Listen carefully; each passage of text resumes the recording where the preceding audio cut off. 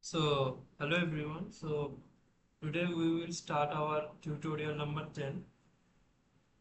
For today's tutorial, we will be mostly discussing about the statistical mechanics. Like in previous tutorial, the mostly we have discussed about Fermi-Dirac systems.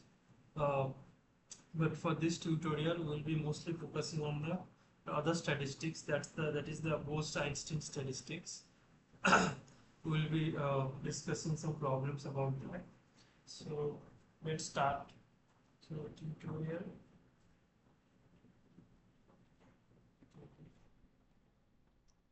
Today our topic of discussion will be Bose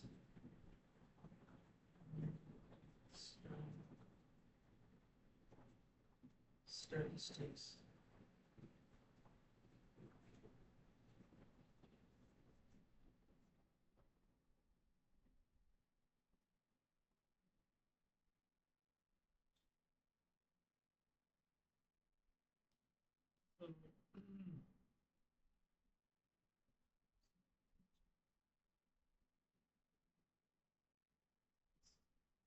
So let's start from the problem number one.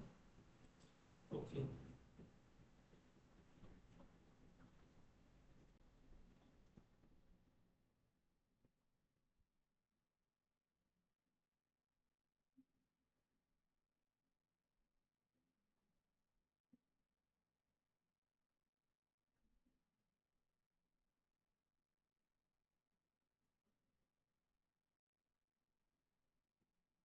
So question one.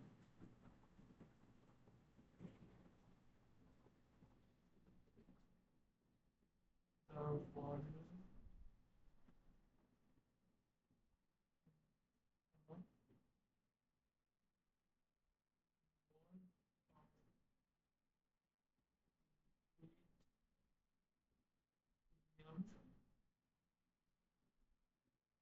is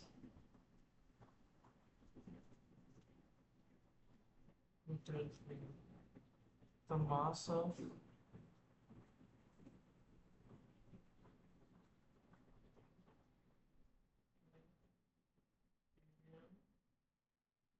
atom is 6.65 gram.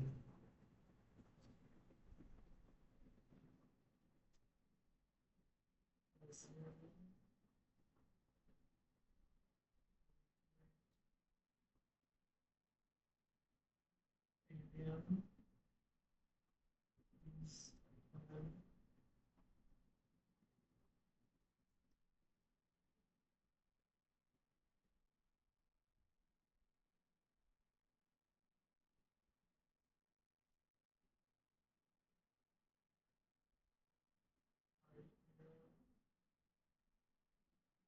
some gas with zero spin when the value of Mosul temperature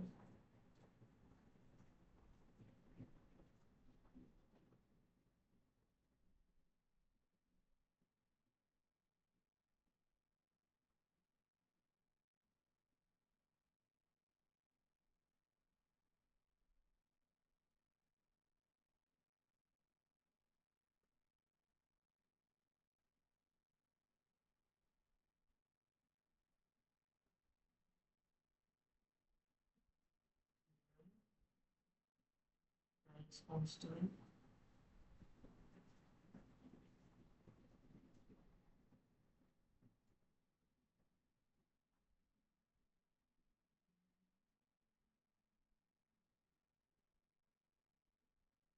Boltzmann constant.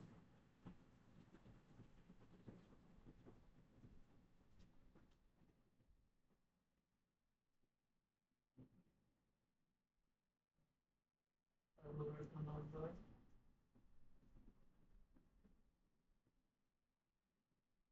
Riemann zeta function.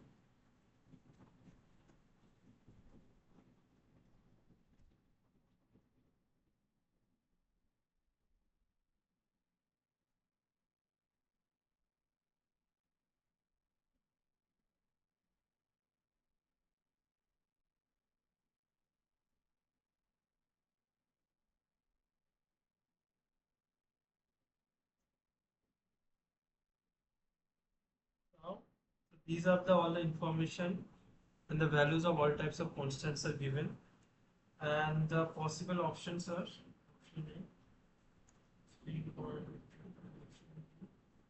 1.167, option C 1.55, and option D 6.0. Okay. So this problem. So what is the problem? Volume of a mole of liquid for helium is this. The mass of the helium is this. The mass of the helium is this. Assuming the liquid helium is an ideal boson gas. So ideal boson gas with zero spin, so it signifies that it should obey the Bose-Einstein statistics, which is different from the Fermi-Dirac statistics that we have discussed in the previous tutorial. So then, in that case, the value of the boson temperature will be calculated. So before solving the problem, what I discuss, I will discuss briefly about what is about this Bose-Einstein statistics and what is this Bose-Einstein condensed state is actually. So, so what happened? So Bose-Einstein, what is basically Bose-Einstein condensed state is actually a quantum phase of matter. So that occurs when the systems of bosons means particles with, we have discussed with the integer spin that means 0, 1, 2, 3 like that. When the system consists this type of bosons and the system is cooled to a particular below a particular temperature that is known as a critical temperature. So that if that system cooled to a critical temperature, in that case what happened that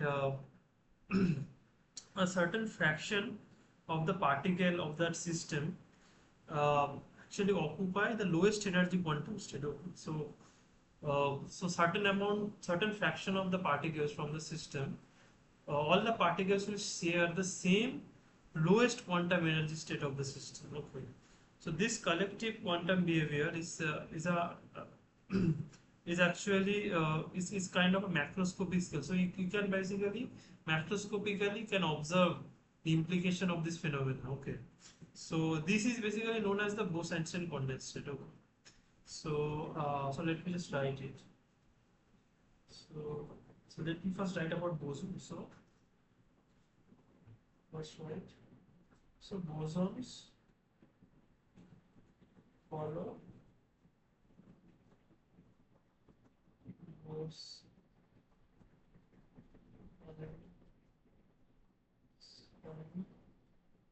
statistics. So with the property of unlike fermions. Fermions you know, which will always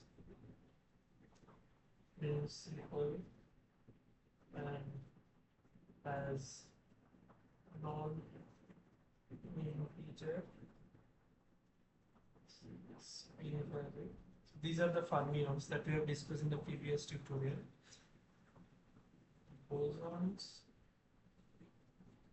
and occupy the same quantum state. Okay, so previously we discussed that fermions, not more than one fermion can have the same quantum number, right? So cannot more than one bosons cannot basically share the same energy state, but which is actually known as the Pauli's exclusion principle. But but unlike fermions, boson actually has this kind of freedom where more than one boson can occupy the same quantum state. Okay. Now,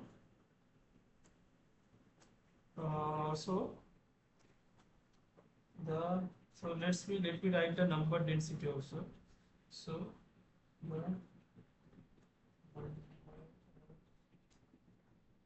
the bosons,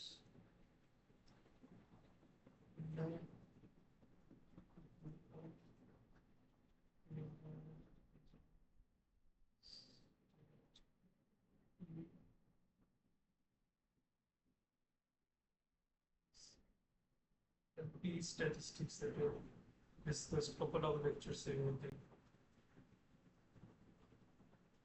This is the basic statistics only. Going to number.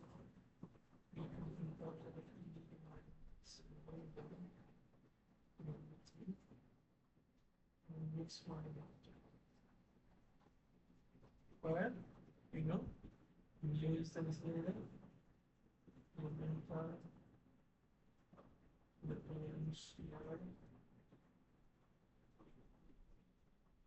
is there.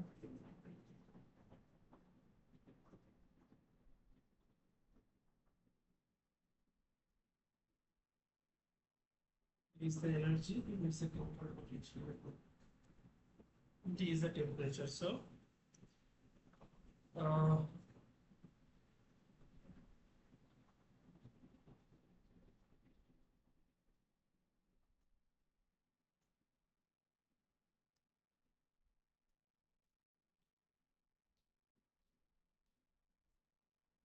so what happens is at high temperature.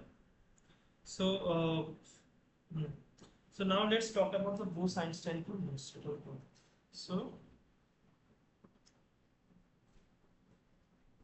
the Bose-Einstein state,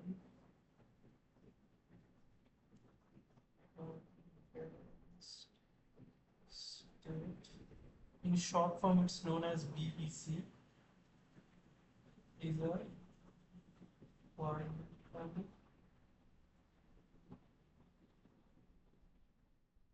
result matter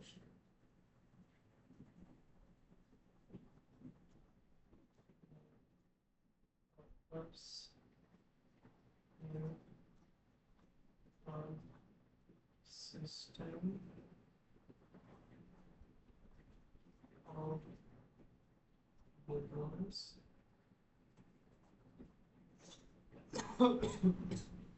is cooled the temperature below critical temperature. Okay. Yes, take this. This just denote that critical temperature as TC. Okay. So, what happens basically in this state? So, in this state,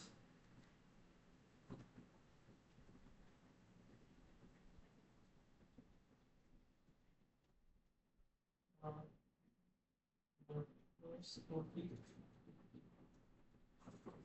fraction of the boson particles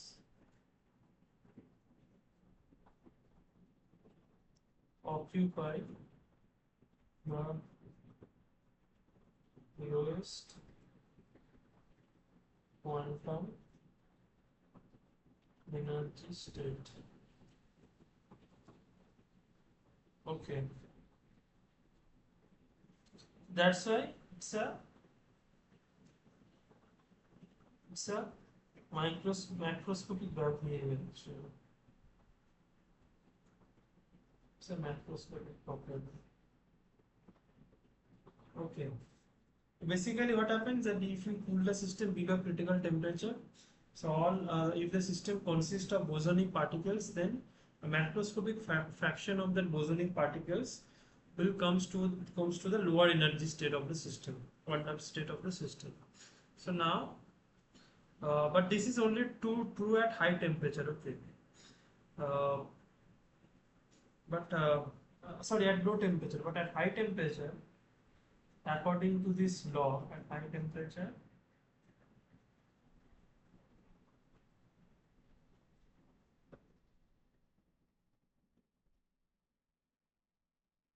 bosons distributed along unique energy levels. It's just similar like the classical particle.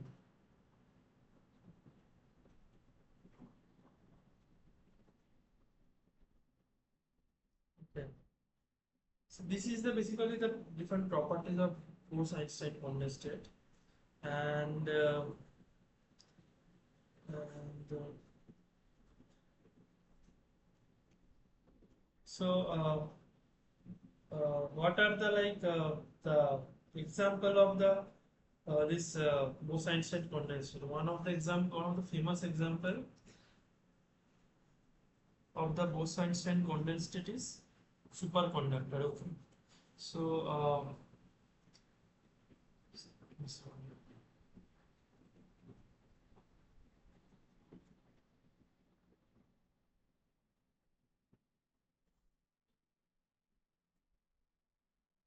So what happens? So one of the example is called the superconductor. So what is basically a superconductor? So this is basically a type of material. So when you cool down that material before a critical temperature, so so what happens that so that electron actually behaves as a bosonic particle. Okay, electron basically combines and act as a bosonic particle inside that conductor. And when you cool below a certain temperature, so what happens? All of these bosonic particles actually comes to a lower energy state. So at a bulk, and because of that, they conduct electricity without any resistance loss. Okay, so that's why it is called as superconductor. So what happens here? So it's basically a type of material that when you are critical temperature can conduct electricity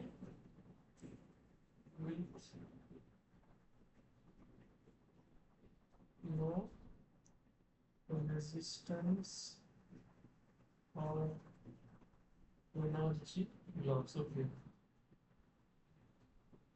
So basically what happens here, they basically, the two electron basically forms a Cooper pair. Okay. So Cooper pair you can consider it as a bosonic particle. So the also because of that, so all those bosonic particles, when the temperature is goes down below critical temperature, so all those bosonic particles goes down to a lowest quantum energy states, and because of that, the resistivity becomes very low, and the basically the material acts as a superconductor. Okay, so so another example you can consider as superfluidity. That is also example.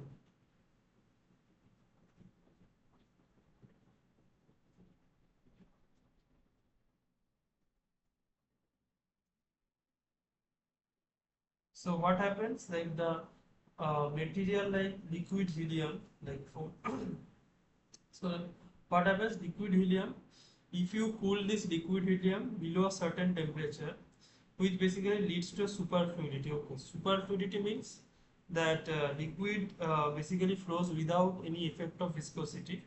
So so for liquid helium,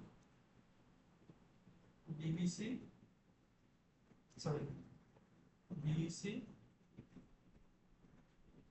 leads to superfluidity.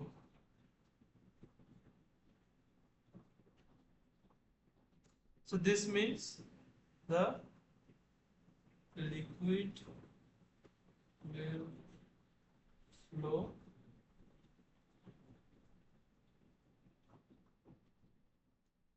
without viscosity. Okay. This is also an example of Bose-Einstein condensate. Okay. So now we will goes back to our problem. So in our problem, what we are supposed to find out is uh, so in the problem the volume of the liquid helium is given, the mass is given. Now given that we have to calculate the boson temperature. Okay, so how we can do that? So first what we have to do, uh, we we only thing we know that the distribution of the bosonic particles, right? So from that first we will try to derive the bosonic temperature. What is the formula of bosonic temperature with all of these quantities, given quantities? Okay, to do that, what we will first we will write the distribution. Okay, so number of bosons occupying one time state is given by any number to the power e minus mu by unity minus 1. This is basically the number distribution. So now from here, below the critical temperature, what you can do, below the critical temperature, we can take the chemical value of the chemical potential as 0 for bosons. Okay. This assumption we can like make. So below the critical temperature,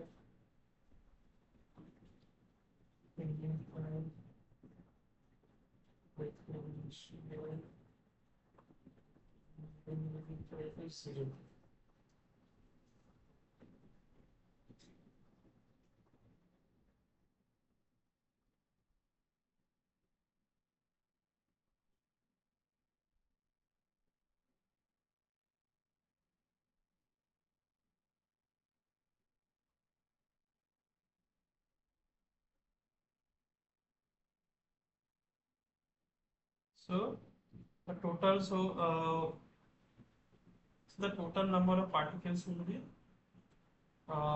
so we can use this basically distribution. So the total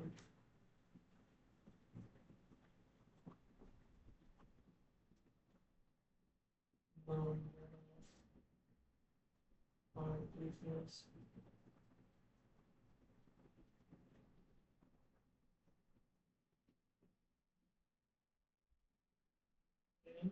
will be uh,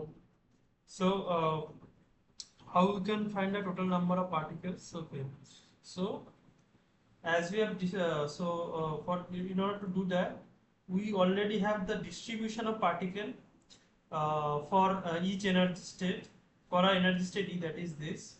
If you know the distribution and if you know the density of states, like that will gives you, so in between E to D, E plus D, the density of state, let's suppose, is GE DE. Okay, this is the G is basically the density of state. Okay, density of state.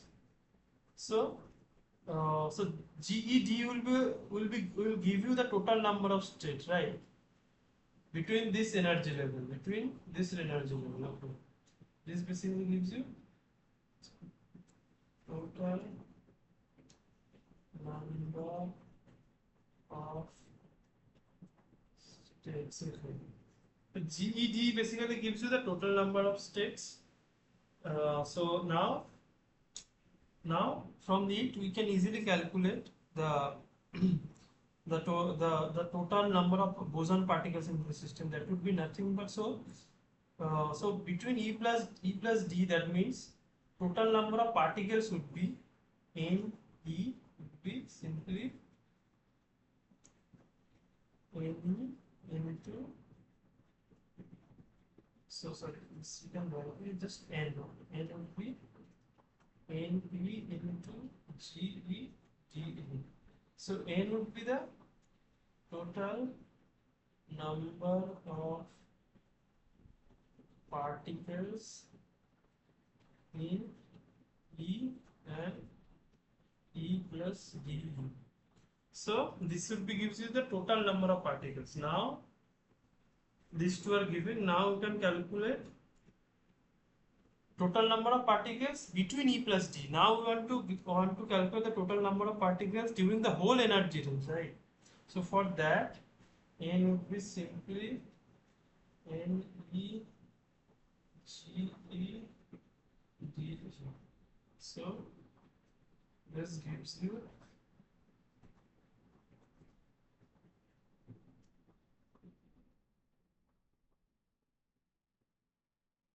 by 4 pi square and a square by 3 by 2 into e to the power half. So this is basically the expression of G. Okay, this is the expression of G. So this is basically the density of states expression for 3 dimensions. G with 3D. Okay. So now G we already know. N E G. So now this is the N. Now N would be simply D by 4 pi square square by C by 2.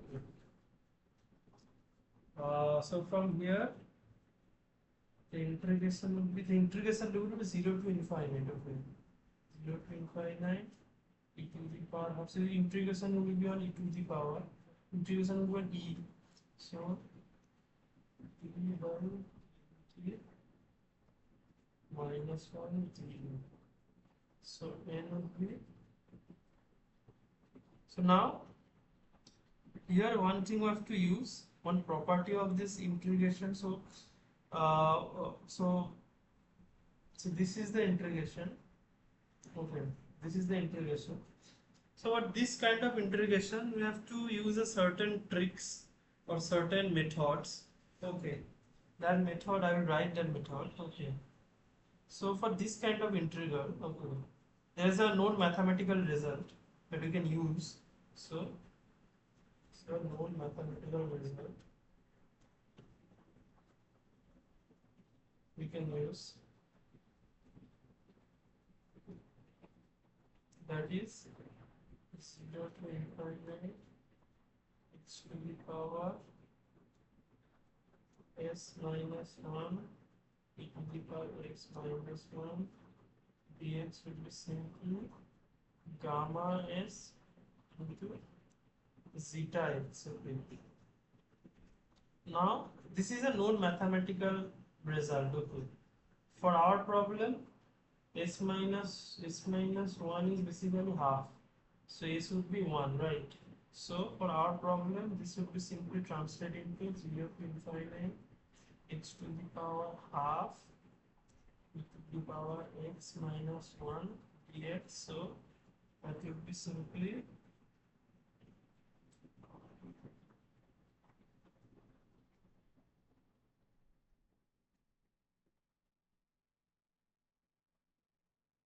gamma 3 by 2 zeta 3 by 2. So gamma 3 by 2 we can write it like this, right? Gamma into 1 plus half. So this basically gives you half into gamma half, that gives you root pi by 2, right? So now, and for zeta 3 by 2, I think zeta 3 by 2 zeta 3 by 2 value is already given in the problem, right? You can see. As they know that we already like we have to need this value in order to solve this equation, right? So that's why they provided the value. Should be nearly equal to 2.612. Now, so thus from these two result, this integration you will do. This integration basically gives you, there is a KBT is there, so KBT term will be also come outside. So it will be per half per E by KBT minus 1 DE. Now KBT is a power. So now what if you do the calculation, it simply gives you KBT by 3 by 2 under pi by 2 into zeta 3 by 2. Okay. Now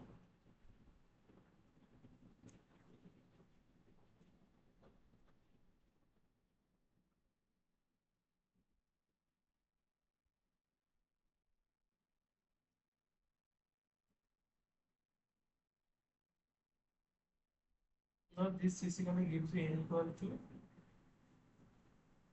now if you substitute this thing all the way here, this thing to here, this basically gives you the total number is n equal to v by 4 pi square 2n h part square c by 2 abt 3 by 2 root pi by 2 zeta 3 by 2. Okay. Now if you because we need the expression of t, right? So we have to rearrange all the terms all the terms in order to get the t. Okay, so t is in right hand side, so you can write t for the, so you can write it as Tc because this will be the boson critical temperature, the boson temperature. So we will denote it as Tc instead of T. H square equal to pi e n by g zeta 3 by 2 going to be the a by g. This will be the critical temperature. Okay. So here, so this is all given.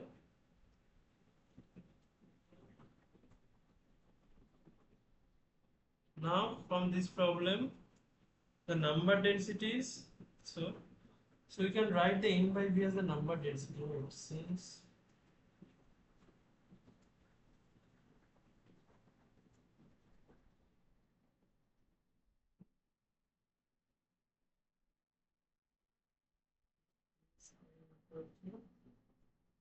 n by v, so this will be square zeta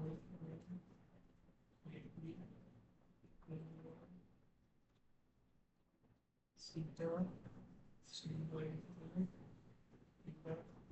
2 Okay, so this would be the basically the expression of the boson temperature or the critical temperature. So that's how we have derived. So how we have derived it? So first, what we have the distribution of the boson at a particular energy state. Then from there we have to calculate total number of particles. So what we have done, we have first taken the density of states at a particular energy interval. Then from there we have multiplied the density of state with the density of particles at that energy level, and from there we get the total number of particles at that energy interval, and then from there we have integrated the energy from 0 to infinite here, and after doing that we get the total number of particles n, which is this. Here we just use a known mathematical formula here, so in order to evaluate this integral. So after doing all of this, we get the rearranging the terms to get the boson value of the boson temperature. So now here you can see the H cut Kb the Planck's constant, KBT, everything is there. So now have to carefully substitute all the information that are given in the problem. So, first thing is V molar, right? So first the volume is given, and the mass is given. Okay? So, and this is for 1 mole of molecule. That means number of particles will be n. Okay? So here, in order to evaluate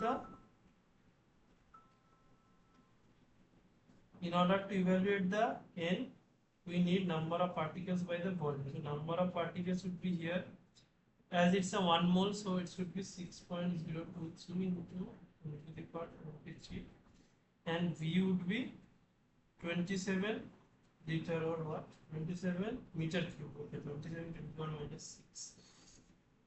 27 into 10 to the power minus 6 meter cube.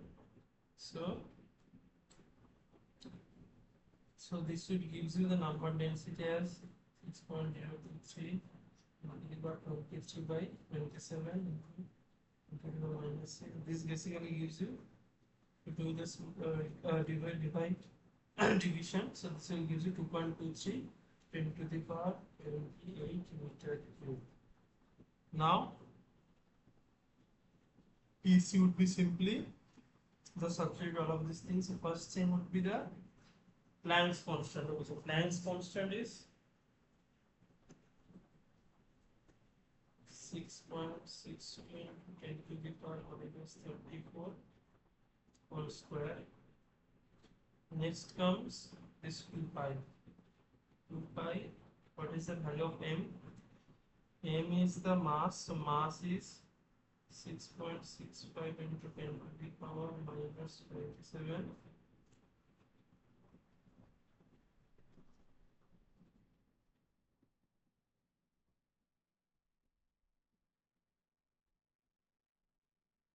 Then comes the gas constant 1.38 into 10 to the power minus 23. After substituting all of this thing, the next we have to first substitute the number density that we have calculated is 2.23 into 10 to the power 28. So 2.23 into 10 to the power 28 by the zeta function value. This gives you 2.612 to the power 2 by 3. Okay, so right. So all of this thing we have. So we have substituted. Now if we calculate this will basically gives you Tc equal to 3.2. So this will be the critical temperature. Okay, and in the options it's given as so yeah, so this would be correct. 3.2. So what we have done it. So first we have discussed what is boson. This is the basically the distribution of the bosons. Okay. Then you have talk about bosons and condensate, how like when the system cooled below a particular temperature, like all of the bosonic particles will merge into the lowest ground state of the system, and because of that different types of phenomena like superconductivity, superfluidity, this kind of phenomena will emerge into that particular material. So for our problem we have to calculate that temperature, boson temperature, right? Boson temperature is nothing but that particular critical temperature below which these bosonic properties will be merged. And for that we have first derived this temperature formula in terms of number, volume, mass, etc. And from there, so from there we have substituted all of this information given. From there we have calculated the value of that critical temperature is equal to 3.2 Kelvin. Okay. So what happens here basically, so if you, this is the liquid hydrogen, right? So what happens, if you cool this liquid hydrogen according to a theoretical calculation before 3.2 Kelvin, So this liquid hydrogen, as it's a liquid, so all of these bosons inside it will be goes to the bosonic atoms. All of these atoms, liquid atoms, which act as a bosonic particle, will emerge to a single ground state. Okay, and because of that, this fluid when this fluids will flow, it shows the property of superfluidity, and because of that property, it will not face any viscosity. Okay, there will be no viscous drag term would come, right, because of the superfluidity property. Okay. This is one of like the example of Bose-Einstein statistics, how it's basically coming. So now, after that being said, now we go to the next problem. So problem number 2. What is the problem?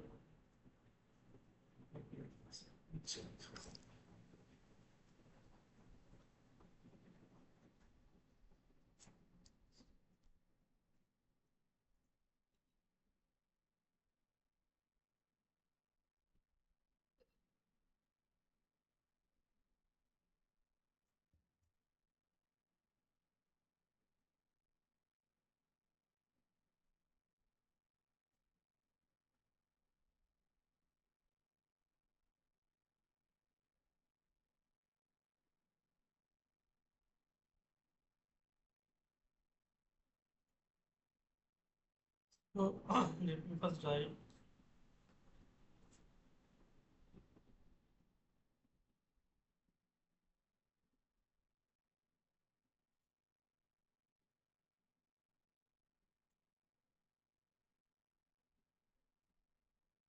along the following, which are the following: one,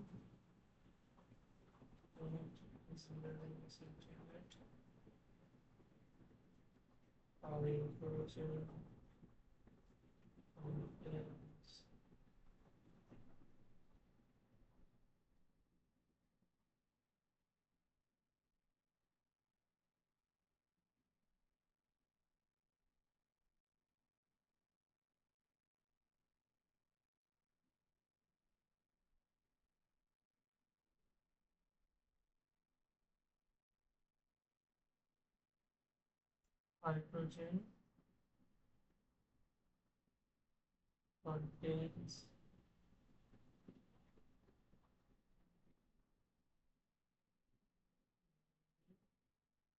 orthohydrogen,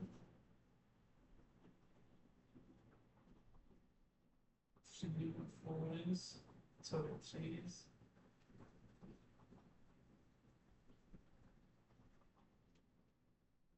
after liquefaction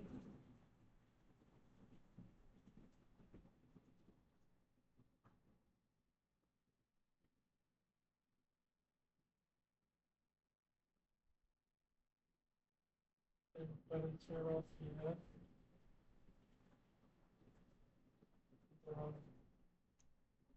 the initial or ortho and parahydrogen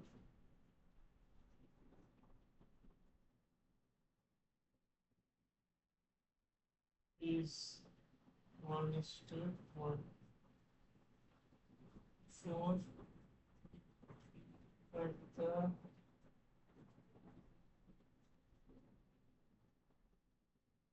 liquefaction temperature of the initial of ortho para hydrogen is 3:1. 5 is at the room temperature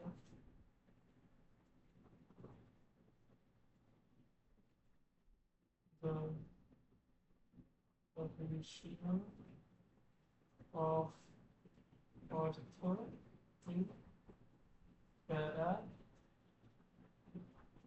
hydrogen is 3:1, so 6 at room temperature.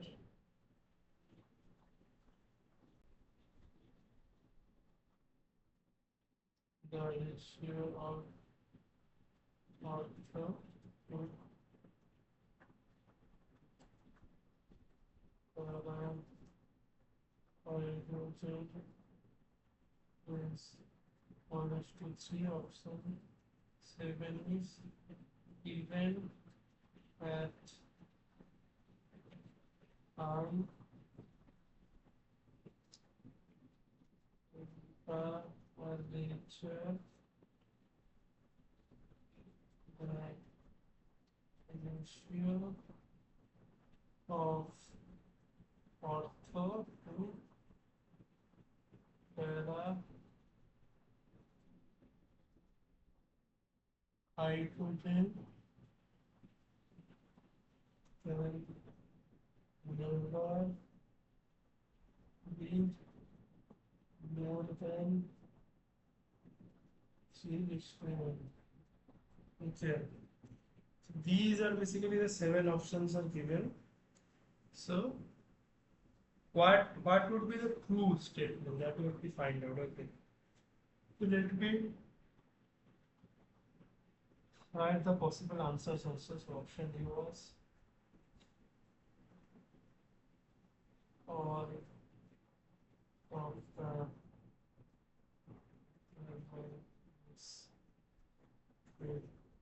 option B is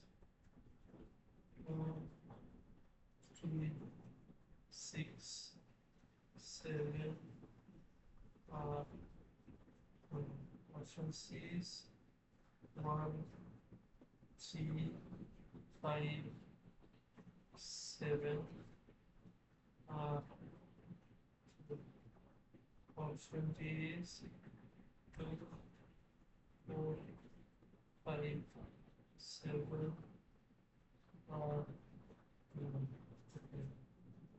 These are the basically the 4 options that are given. Okay, so how can you do it? So we have to check all the facts one by one in order to really find out the answer. So the first was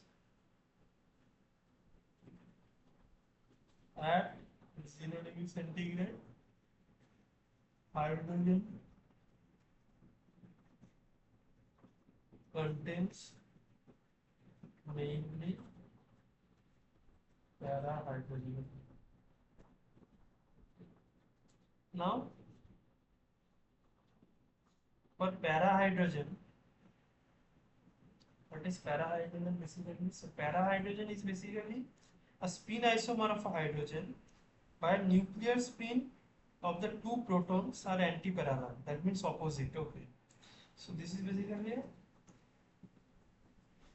spin isomer of hydrogen where nuclear spins are parallel.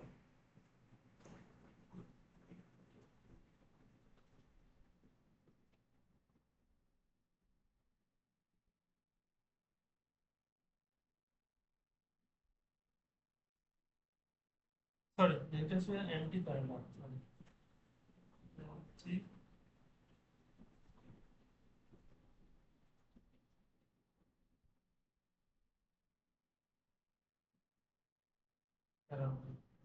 So that means the spins are basically opposite to each other. Okay? Now, orthohydrogen. What is orthohydrogen? Orthohydrogen is also an isomer, but here the nuclear spins are parallel.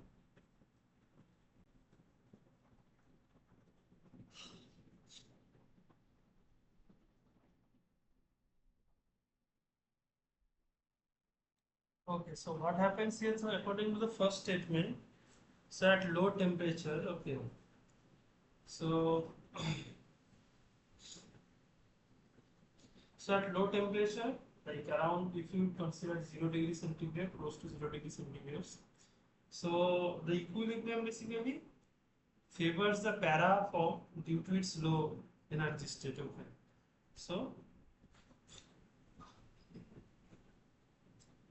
so that means that uh, para has the like both the spin anti-parallel to each other. So because of that, as para is favored as its low energy state, so statement one is true, right? So as para hydrogen has low energy state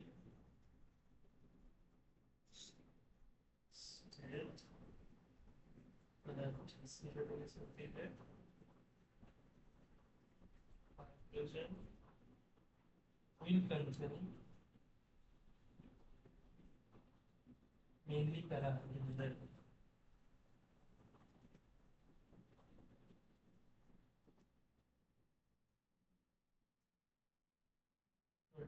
So it means option one is true, right? This is true. Now option two,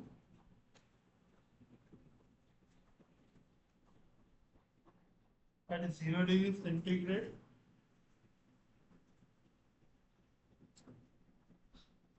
at 0, so I'm going to write it. 0 degree centigrade, hydrogen will be contain phosphoride.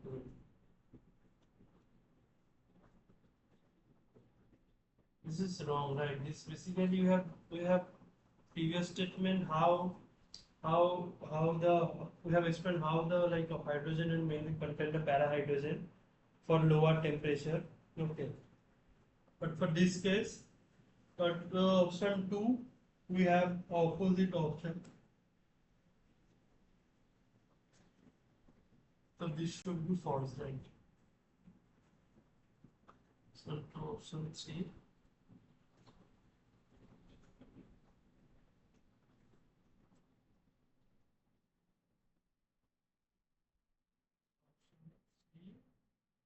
Gives you at liquefaction temperature of air, the ratio of ortho and para hydrogen should be understood.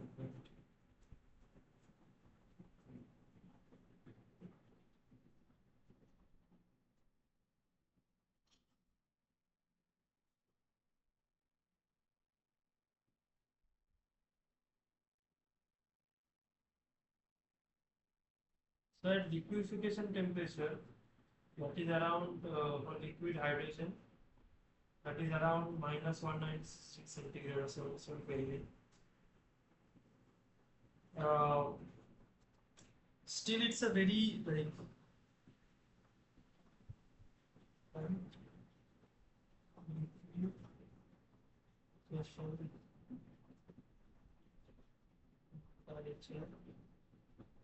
that is equal to, that is very small, like 196 degree centigrade, minus 190, right, or 77 Kelvin. This low temperature still favors more para hydrogen, right? So this would also false. Okay. The reason you already know, right? Temperature is still very low at liquefaction. Although it's a liquefaction temperature, but still the temperature is very low, right? So that's why it's 1:1 is not possible. Okay. The statement 4, that is statement Statement 4 is at the incubation temperature of air, the ratio of air is to 1. So that means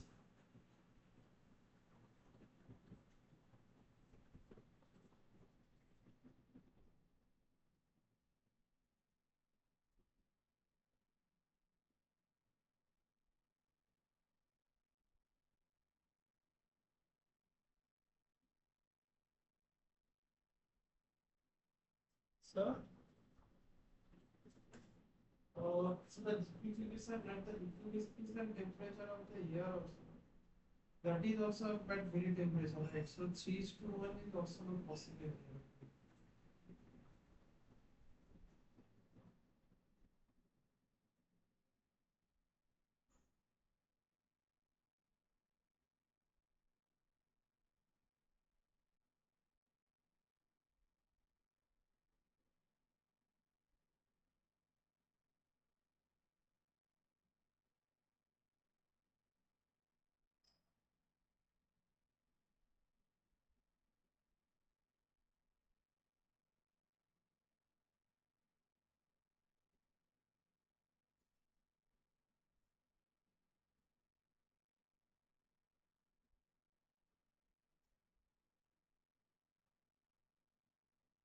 So at liquid,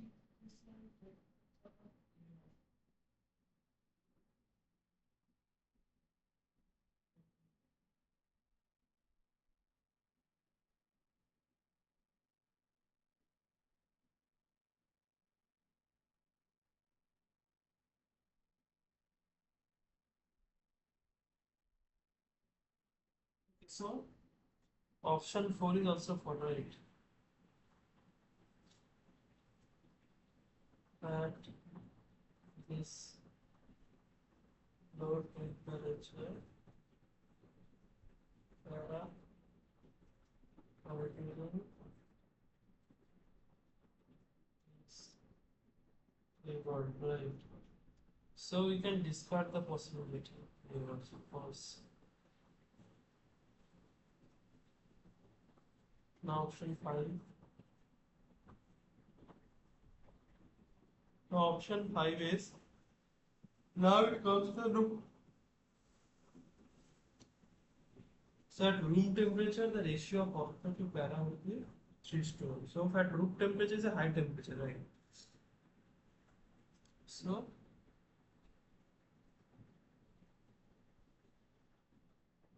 at temperature, let's say around 30 degrees centigrade, okay, which is high, right? Compared to other temperatures, this is pretty high. So now for this room temperature, the actually the ratio is basically 75% ortho and 25% para. So in terms of ratio, it should be 3:100.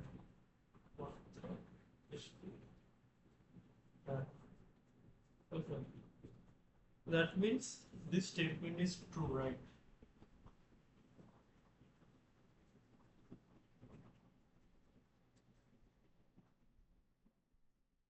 Now comes option 6.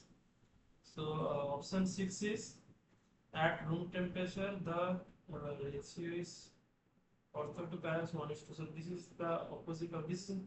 Not true, right? Because this option 6 is basically the opposite of option 5. But they are telling that the ratio would be 1:3, not 3:1. That is not possible, right? Because this is a high temperature. So the ortho state will be favored in this for this temperature, right? So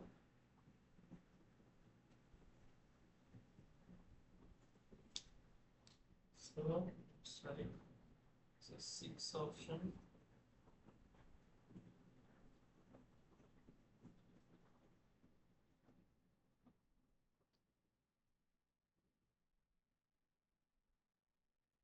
Room temperature ortho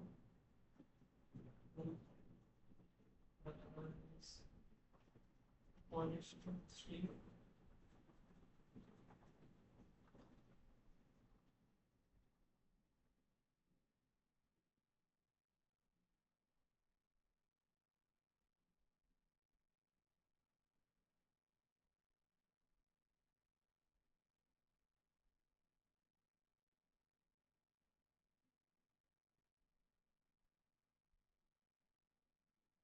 Now option 7 is,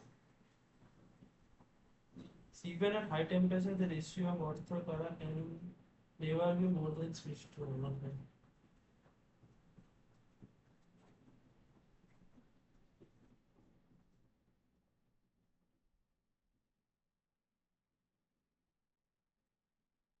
Yeah, so this is also true because this ratio, the 3:1 ratio, is receiving the high temperature limit plus T increases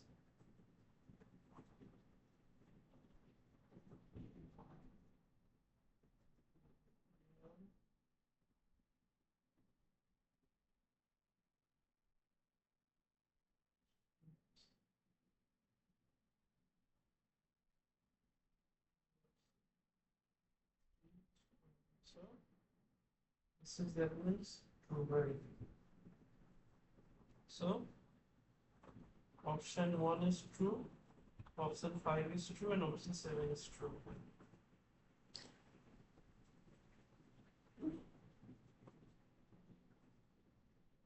Correct answer will be 1,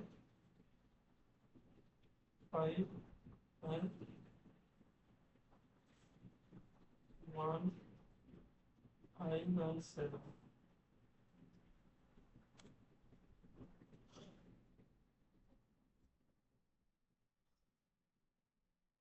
This is okay.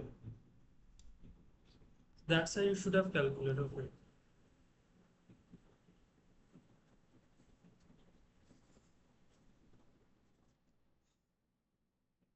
This problem we have also done. Now we go to the problem number 3. Okay.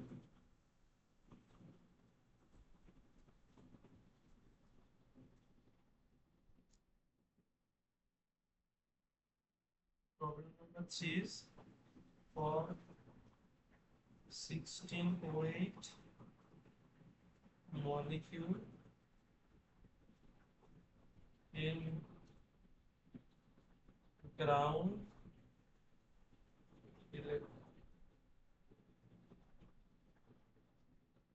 electronic state,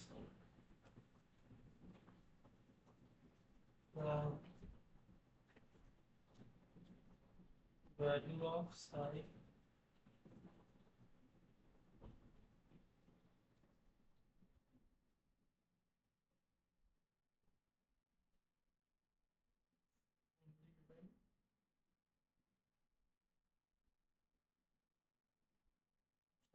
is only odd. Option D is even or odd. Option C, option D is 0.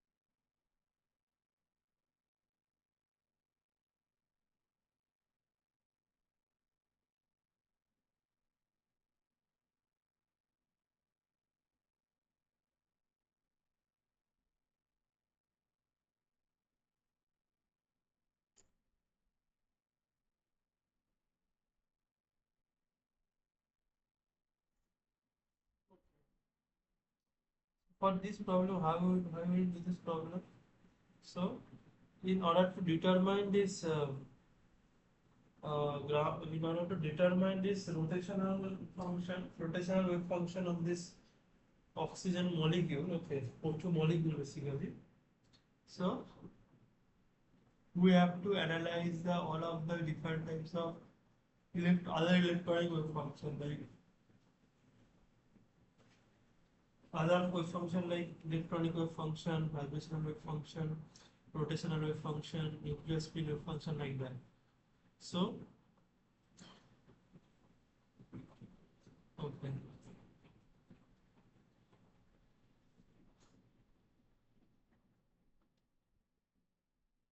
So, first let's just write.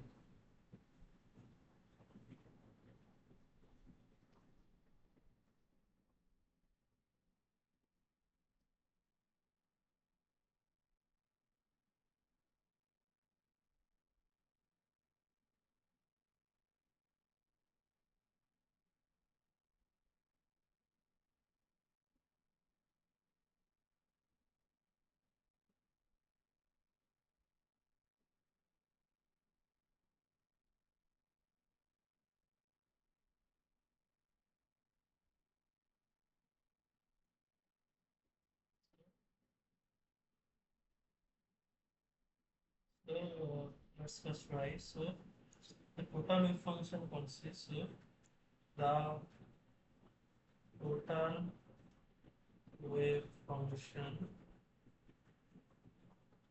consists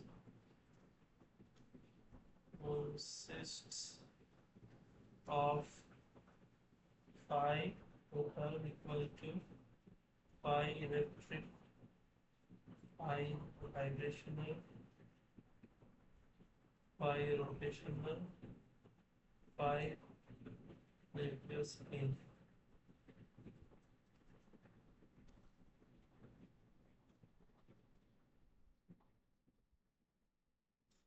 This would be the different wave function.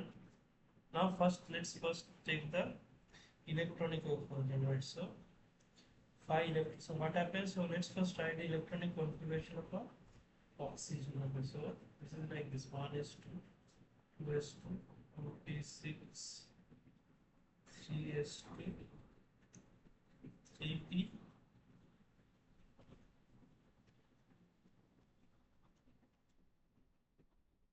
3p, 4.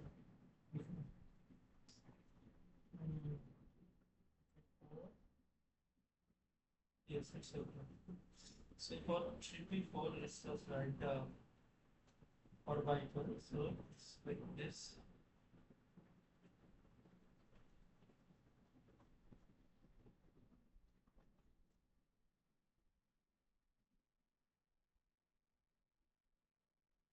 One, three, so 4 particle will be. There are basically two unpaired electrons, right? Two unpaired electrons having parallel spins. Okay.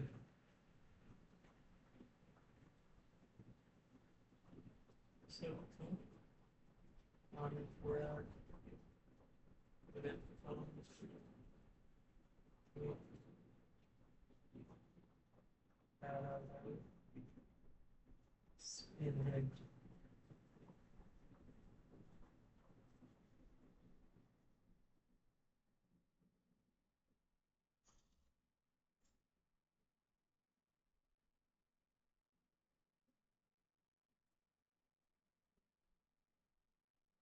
So because of that, the electronic spin state will be electronic spin state will be is equal to 1 is equal to 1, right? That means triplet state.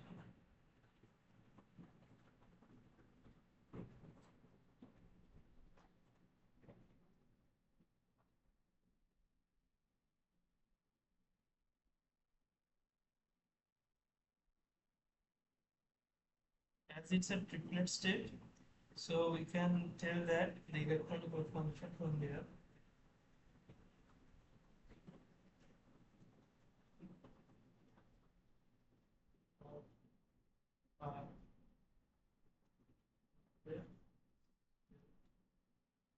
First of all, the wave function has been symmetric, and the spin. So what happens here? So the electronic wave function must be antisymmetric, okay, as it's a triplet state. So this is let's write it like this. So pi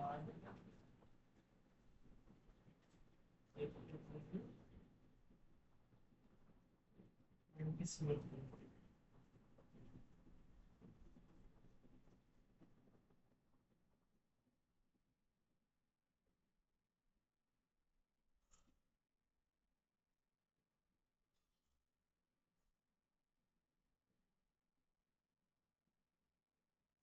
Pi electric is antisymmetric. So pi electric is antisymmetric. Next come the vibrational quantum number. So vibrational is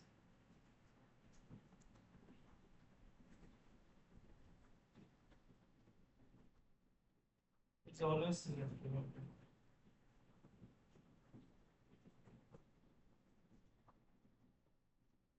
Now comes the pi nuclear spin.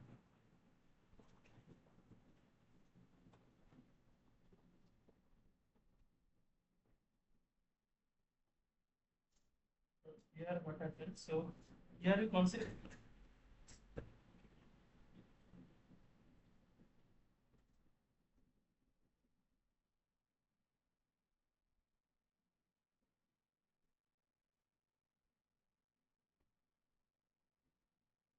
So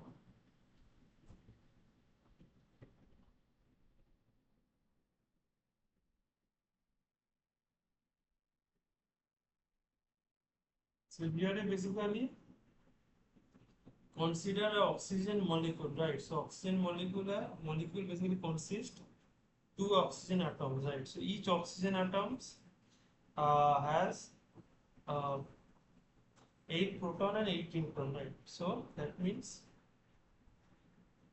oxygen nuclei, so 16 on nuclei, nuclear spin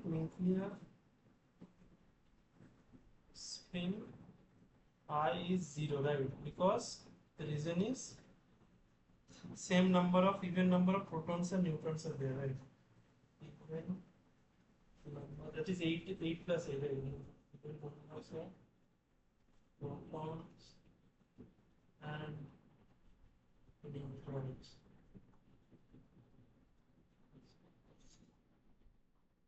And next thing is and so that means we can consider this nuclei 16 nucleus as bosons, right? And for that, as it consists as O2, for our case we are considering the O2 molecule, right? So O2 molecule will consists of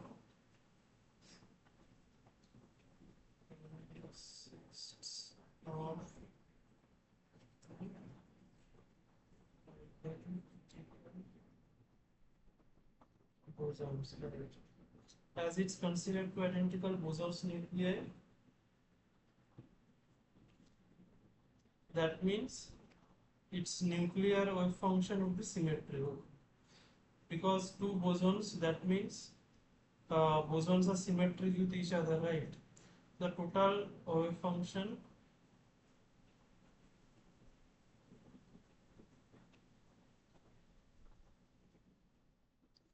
this basically means pi nuclei this pi nuclear spin would be symmetric, and as this considered two identical bosonic nuclei, this means the total wave function will also symmetric, right?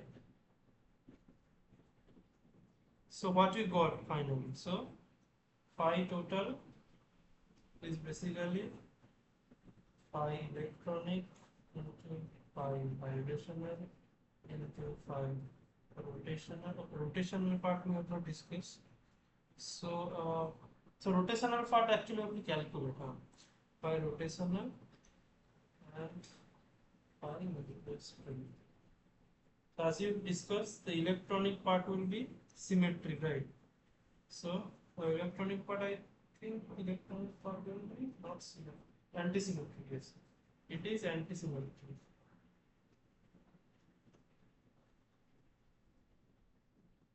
Vibrational is symmetric, right? Always symmetric. Symmetric. Nuclear spin would be symmetry, right?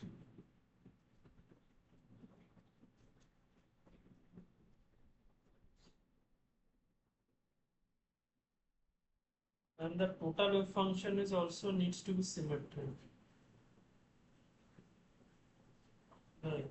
So in order to maintain the total wave function as a symmetric wave function, uh, the phi rotational has to be anti-symmetric, right? In order to make the total wave function as a symmetric wave function, right? So uh,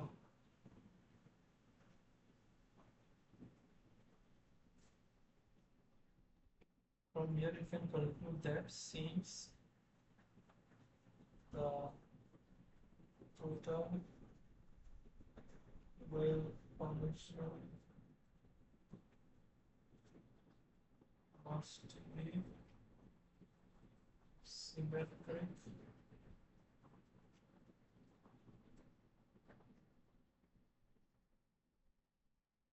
needs to phi dot must be symmetric. Okay. So this is it. Okay. So that means that. So what is the question? Question was so value of phi dot. So that means that if phi dot is anti-symmetric, so that means phi rotational symmetry, rotational wave function consists of actually makes up from spherical harmonics, right? The spherical harmonics basically includes the rotational quantum number, right? So in order to make the wave function antisymmetric, the allowed value of the uh, angular quantum number j, that is basically j, would be odd, right? So that means only odd j are allowed. That means antisymmetry or odd. Okay. So the correct answer would be only odd. Okay, so let me just tell you what I've done. So in the problem, for it's mentioned that the 16O basically O2 molecule, right? 1608 basically there is a nucleus. So the O2 molecule in ground electronic state, and from there we have to figure out what is the nature of the phi rotational wave function, whether it's even or odd or even or zero. For that, what we have written the total wave function is depending on this four function: electronic, vibrational, rotational, nuclear signal. So electronic wave function, we have calculated the electronic wave function that uses the antisymmetry, because there are two parallel electrons are there with which having a triplet state. So that means that the wave function should be antisymmetric. Next, we calculate the vibrational. So vibrational wave function would be always symmetric. And nuclear spin is here that. So nuclear basically here, as there are even number of protons and neutrons are there, so the nuclear spin I would be 0 for this case. And and phi total, if you consider phi total, so basically O2 is considered 2 oxygen, right? 2 oxygen is nothing but bosonic nuclei. So if O2 considered 2 bosonic nuclei, then the total wave function should be also bosonic. That means it should be symmetric wave function, right?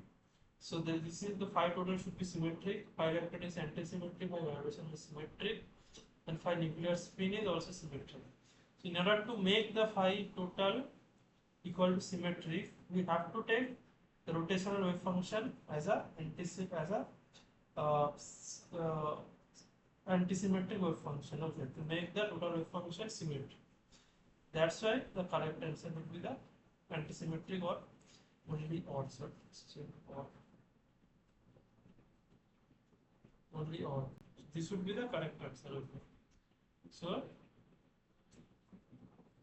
now this is it.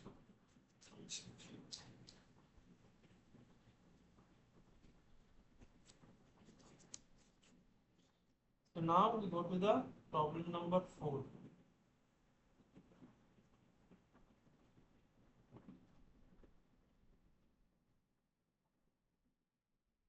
Problem number 4 is 1608.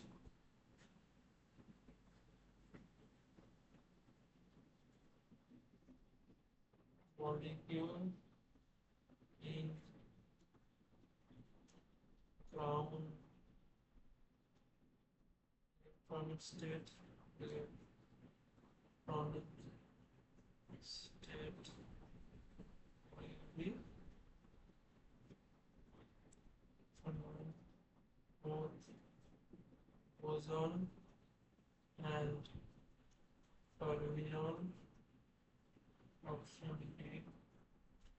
only fermion. Option C, other than boson or fermion. And option D is only boson. This is similar type of problem, right? So here also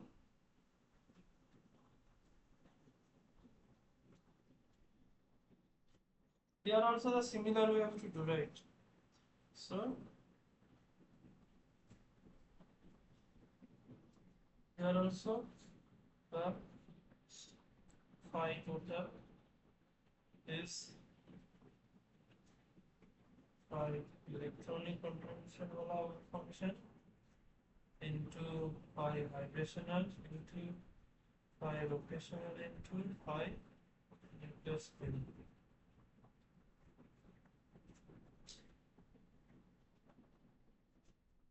So our contribution is there.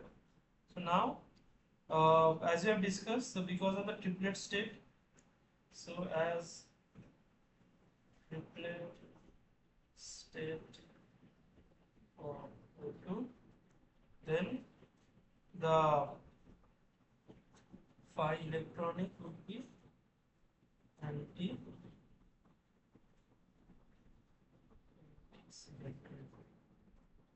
Right. Similarly, vibrational, phi vibrational is symmetric.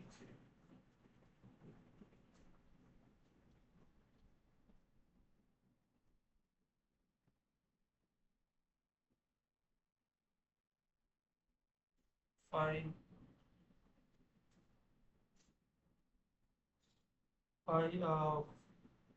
rotational we have calculated, that is also antisymmetric in previous problem, right?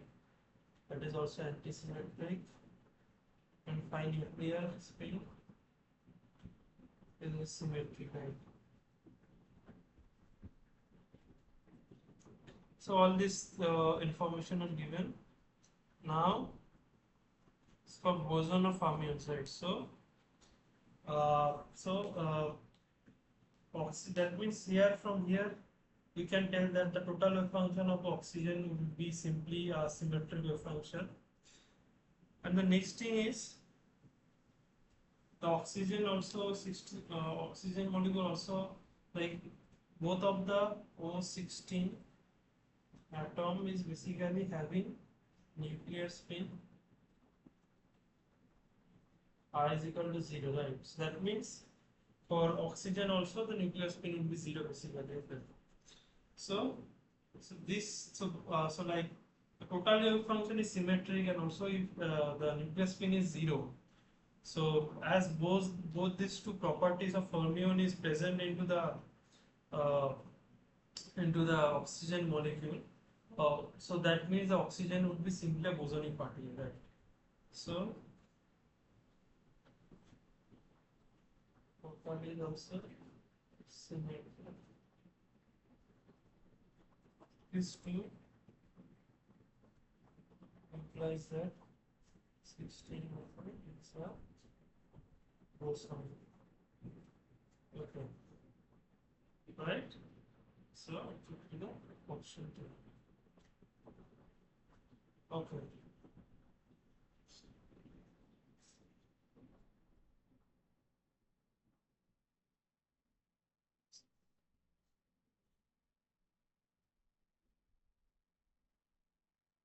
Just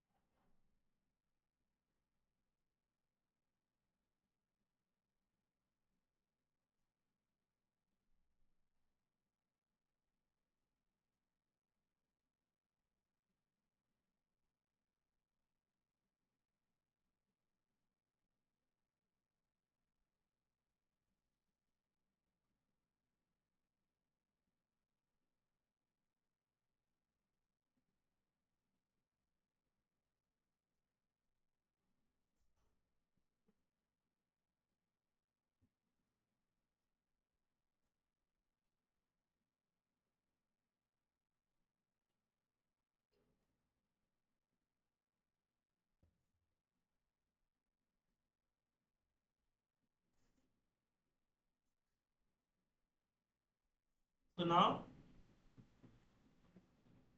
now the problem 4 is done. Now go to the problem number 5. Okay. So the problem number 5 is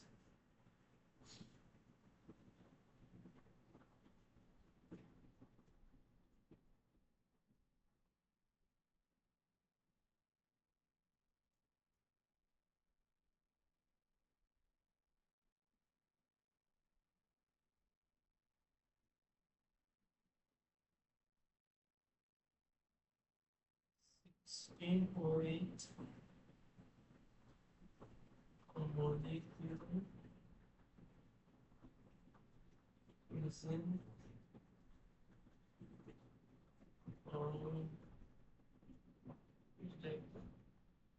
electronic state of the values that I value of I electric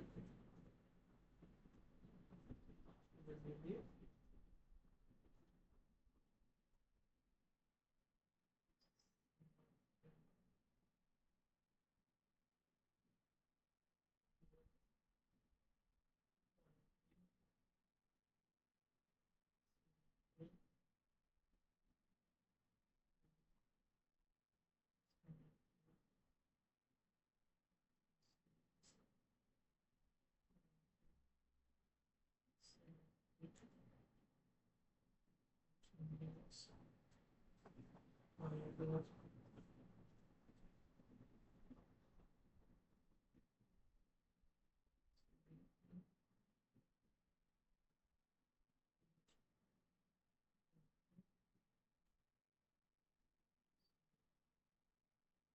this is the same type of problem.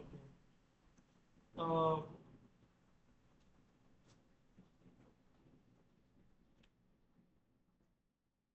so similar way we have to do it.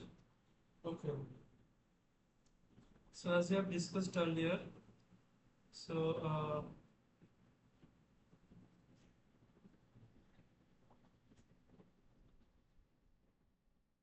phi electric in this case you have to calculate, right? So uh,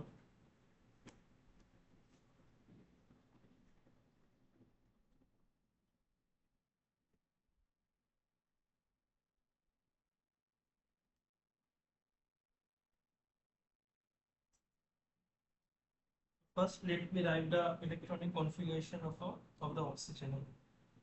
So, oxygen is for 16 O2, right? 16 O2.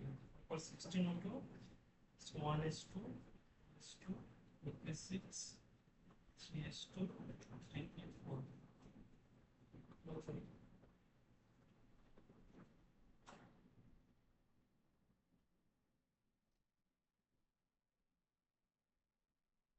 Now,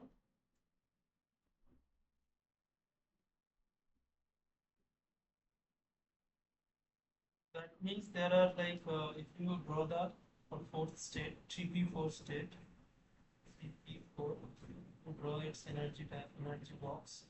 Here, 1, 1, 1, 2, 1, 2, 3, 4. That means there are basically two unpaired electrons are there basically. So these two unpaired electrons basically have parallel spins. Okay. So these two are the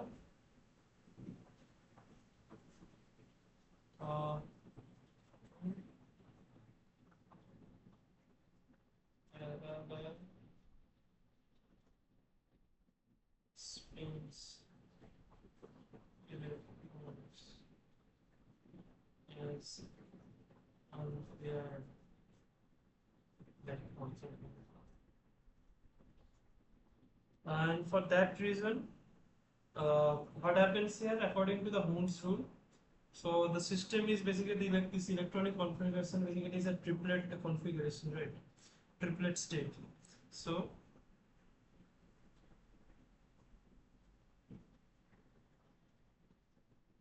this leading to a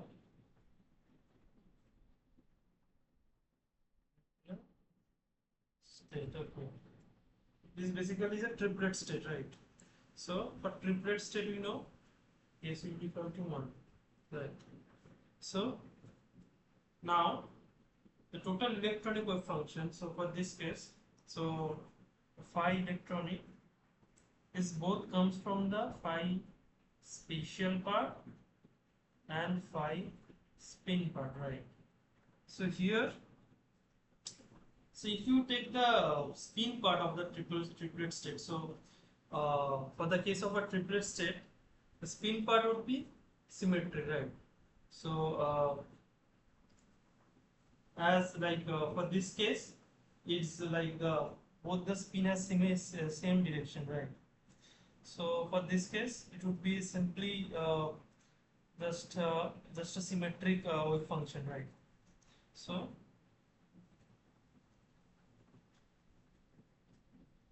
for spin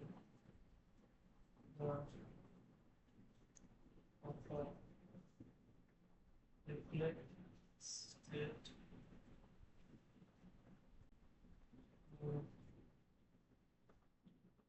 the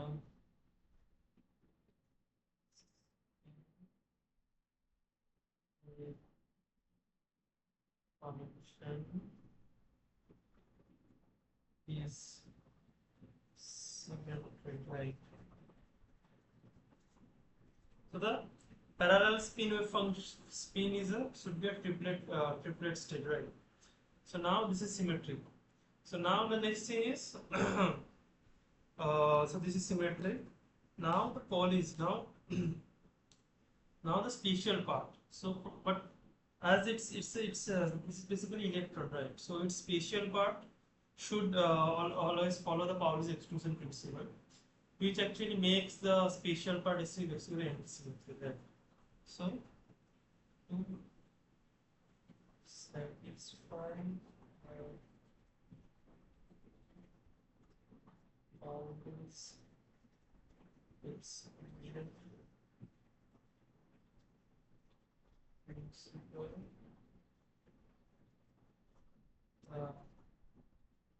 spatial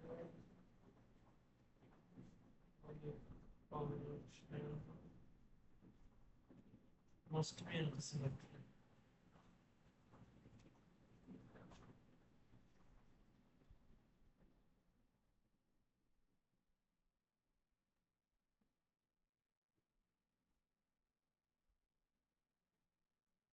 So, the Pauli's, so because of the Pauli's exclusion principle, the spin part would be space part would be antisymmetric and spin part would be symmetric. So what this basically results? So this basically results that the phi, the whole spin part, like this whole electronic part would be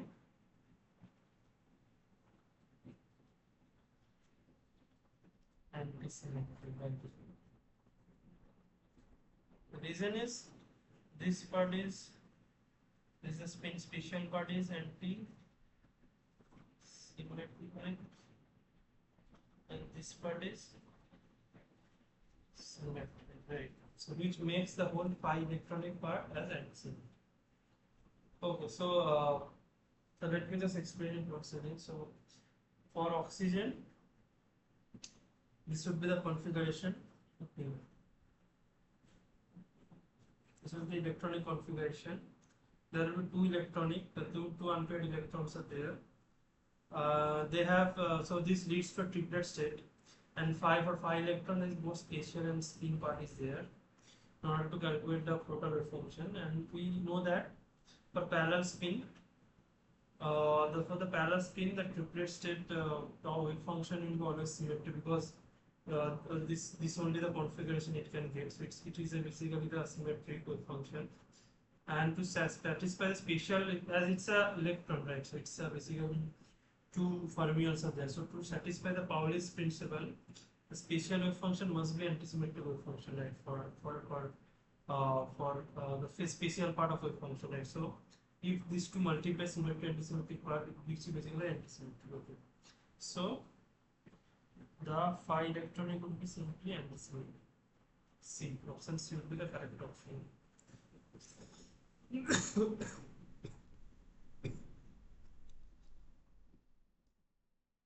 This is how you should solve the problem. So now next comes the, this is problem number 5 is done.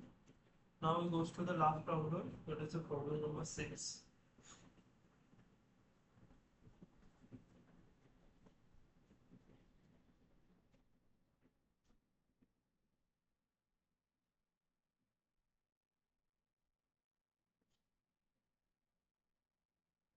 The volume of known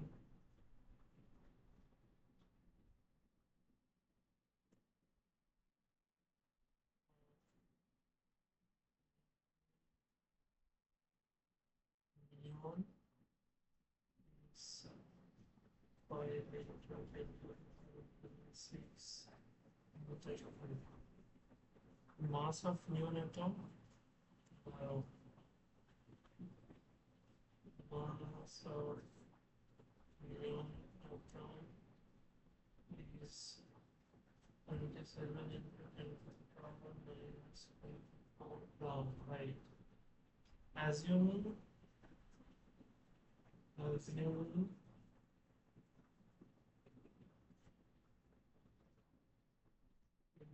we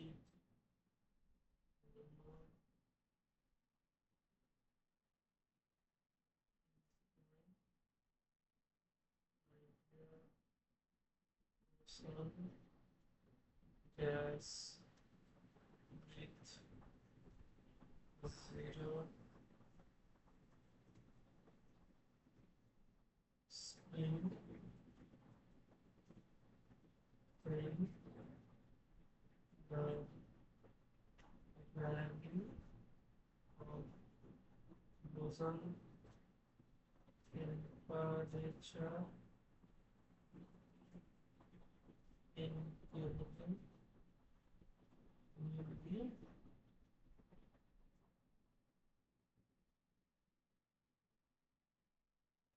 and many values are given, right?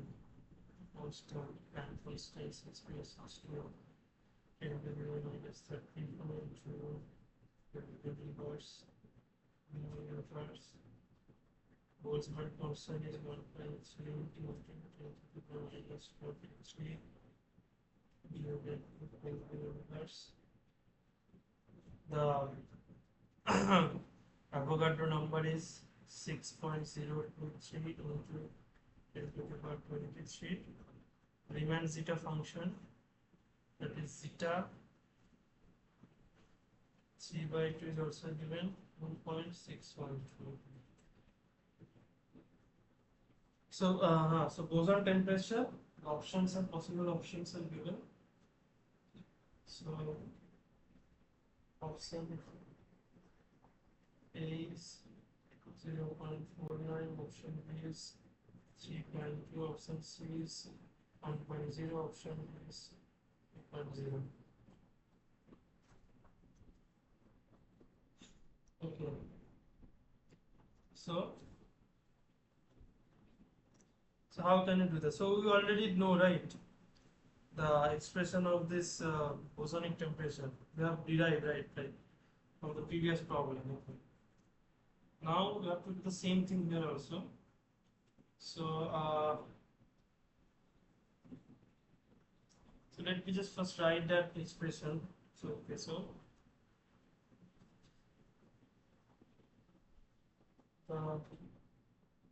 boson temperature sequence divided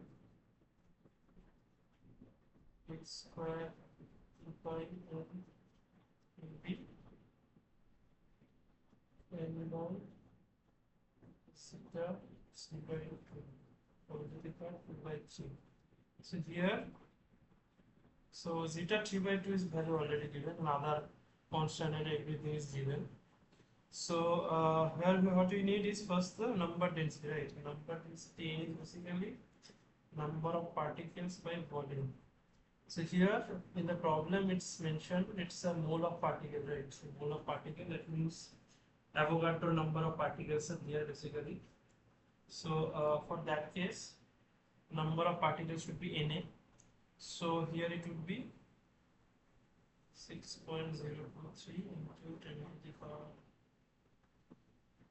23, 10 to the power 23 divided by the volume, right? Volume is what? Volume is 5 into 10 to the power minus 6, right? It's the volume is 50%. It's 54.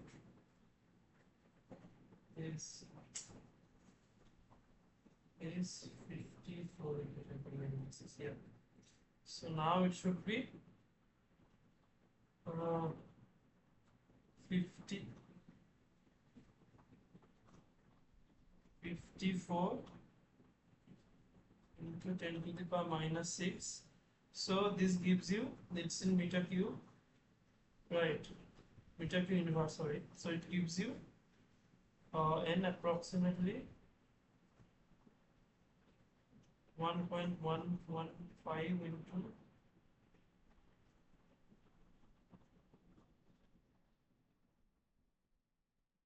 10 to the power 28, 10 to the power 28 meter cube, right? Sorry, it's meter inverse. No. So now, so this is the number density you have got. Now I have to calculate the boson temperature. So T is equal to, just substitute all of this thing here. T is equal to 6.62 minus 34 whole square into 2 pi into 27 which is minus 27 1.3 minus 3. This side will be 1.115 into 10. Zeta function you already know, 6.2. It's given in the problem. Here you see, here it's mentioned. So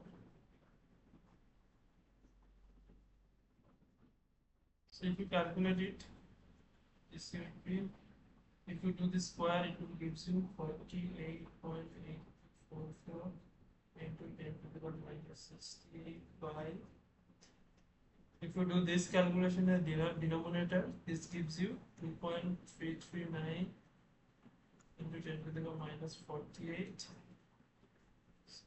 This term gives you, into this term in the bracket gives you 4.268 into 10 to the power 27 by 3. Now if we do it further, it will give you this term, this first term will give you 1.8736 into 10 to the power minus 20. The second term gives you 2.645 into 10 to the power 18. And to multiply this, TC would come approximately equal to 0.4952, which is nothing but this one.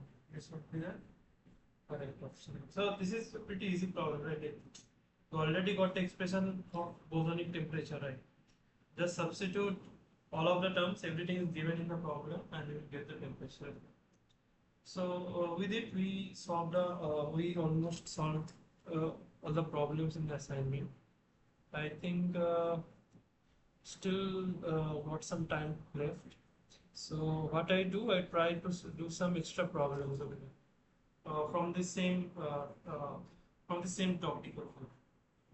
So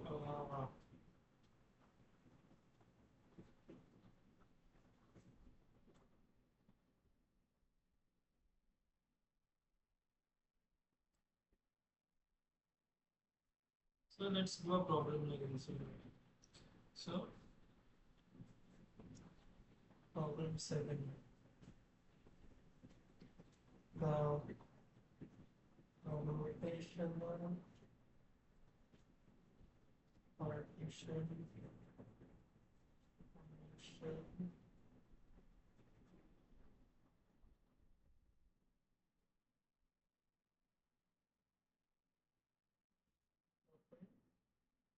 diatomic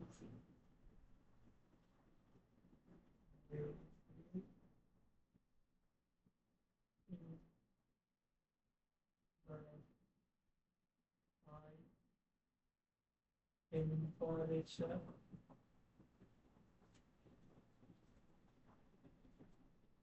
limit is given by, this is the expression Z rotational into kBT by sigma over.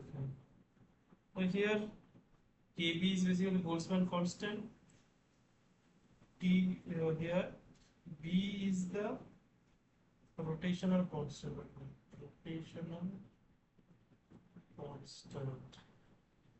and sigma is the symmetry number. Okay, symmetry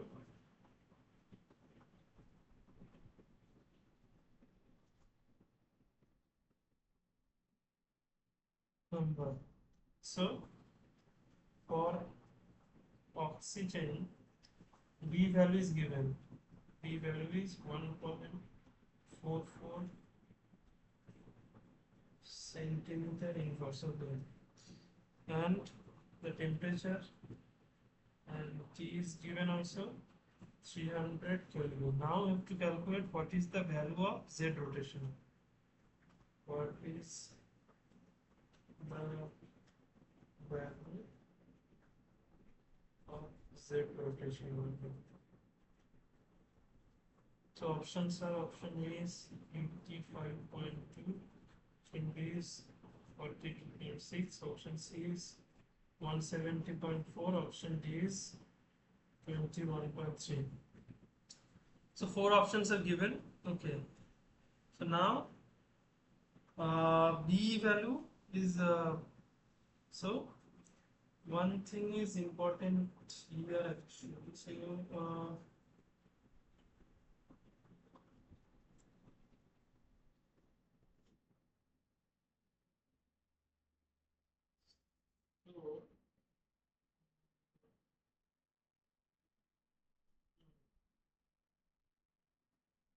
so here the Kb value already known according to the problem. Kb value, the Kb. Here you know Kb is known. Temperature you know is 300 Kelvin. Now sigma. So here sigma is important thing. Okay, that will come to later. First comes the b. All the b is given, but you have to reduce the unit of actually, because as equal as z rotational basically gives you a number, right?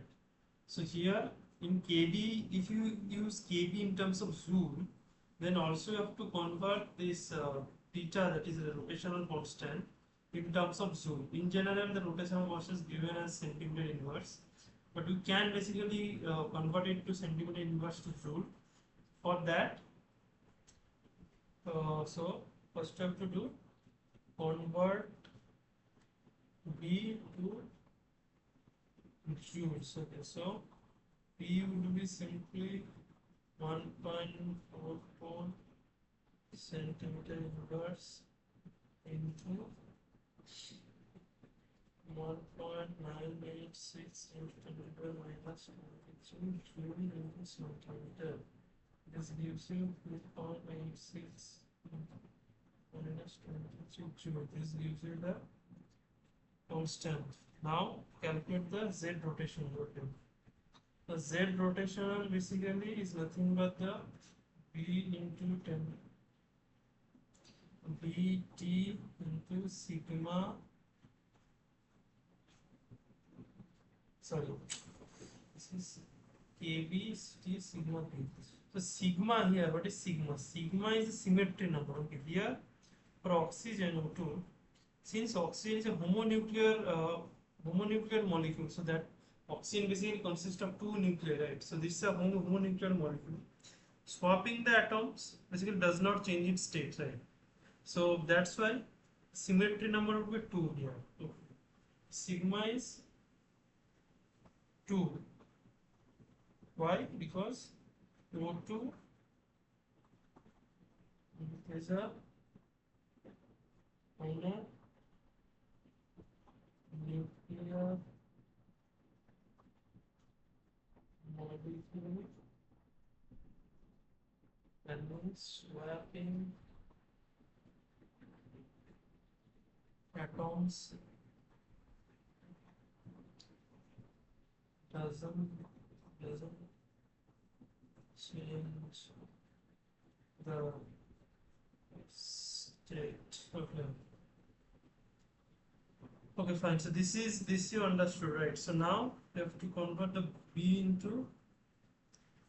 So b you have already converted. So now just substitute all the things here. So z rotational would be 1.38 into 10 to the power minus 23 into 300 by 2 into 2.86 into 10 to the power minus 23. This gives you z rotation number 4.14 into 10 to the power minus 21 by 5.7 into 10 to the power minus 23. This gives you 72.3. This is it. So this is how we have to solve this problem. Okay. Z rotation. Now we'll do another problem. So that would be so. Okay. This is a not very difficult problem. So 7, question number 8. So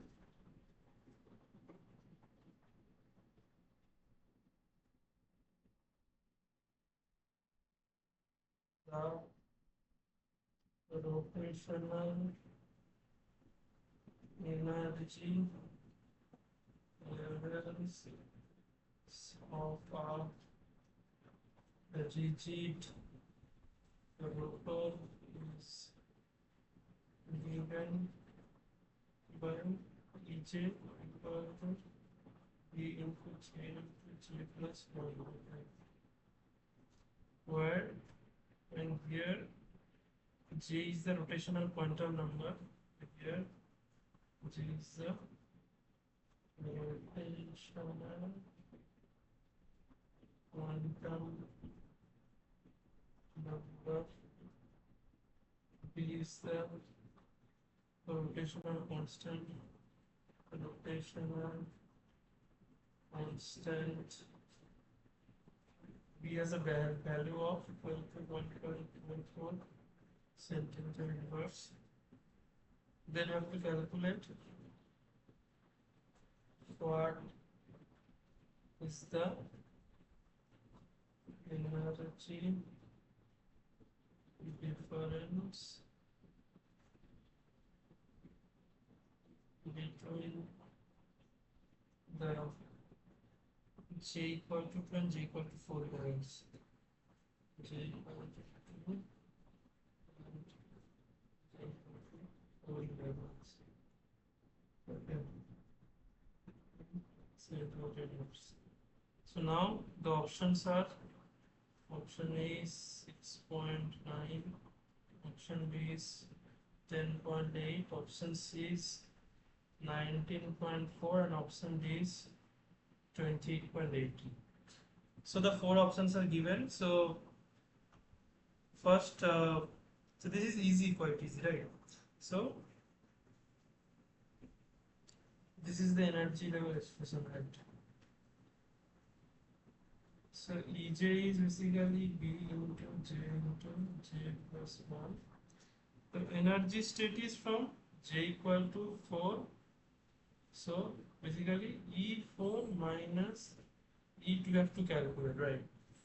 So how could you do that? So E4 minus E2. So simply you write, this would be simply B into 4 into 4 plus 1 minus 2 into 2 plus 1.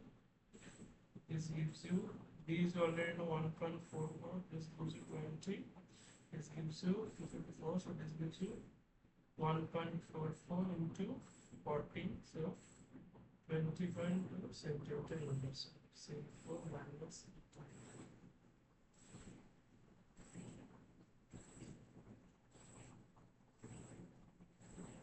This like closely to this answer, right? So this is it. So so all right. So today's session we have come to an end. So today I've discussed a lot of things. So first, initially we started with bosonic particles. So we have discussed what is basically Bose-Einstein statistics is, and from there we have discussed some of the properties of Bose-Einstein potential. And from there we have discussed some example and the temperature.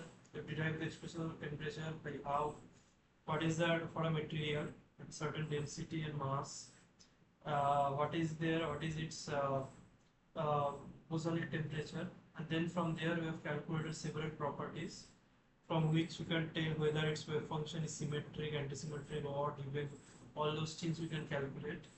So these are pretty much the things we have calculated for today's session.